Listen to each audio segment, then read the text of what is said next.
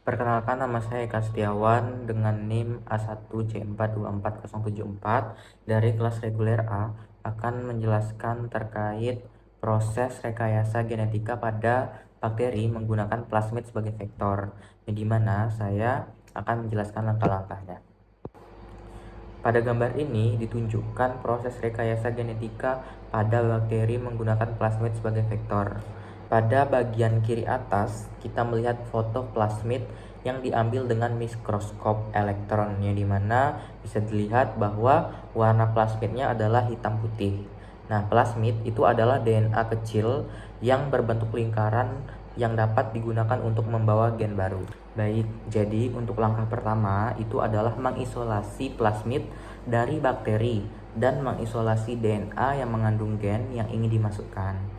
Pada bagian diagram plasmid terlihat beberapa bagian penting seperti gen residensi ampicillin, origin of replication, gen LACZ, dan multiple cloning site tempat enzim restriksi bekerja.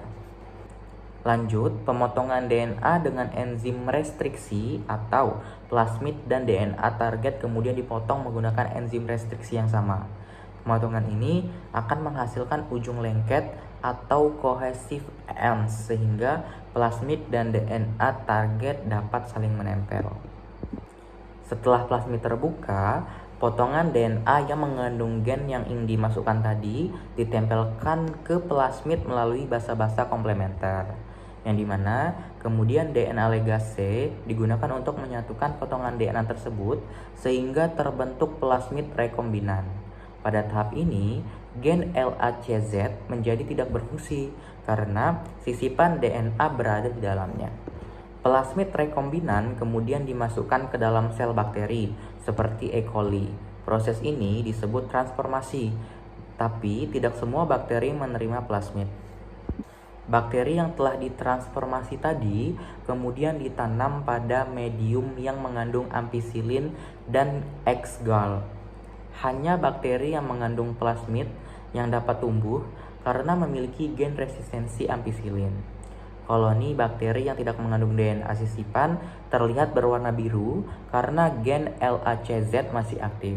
Sedangkan koloni yang membawa plasmid rekombinan itu terlihat berwarna putih karena gen LACZ-nya menjadi non-fungsional. Koloni putih yang mengandung plasmid rekombinan kemudian dipilih dan dikultur lebih lanjut. Dari kultur inilah, plasmid rekombinan dapat dimurnikan dan digunakan untuk berbagai keperluan bioteknologi. Nah, itu dia tahapan rekayasa genetika pada bakteri menggunakan plasmid sesuai gambar.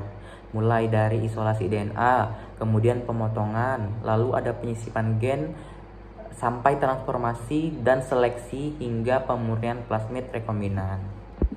Sekian yang dapat saya jelaskan terkait rekayasa genetika, khususnya rekayasa genetika pada bakteri menggunakan plasmid sebagai vektornya. Kurang lebihnya saya mohon maaf. Terima kasih.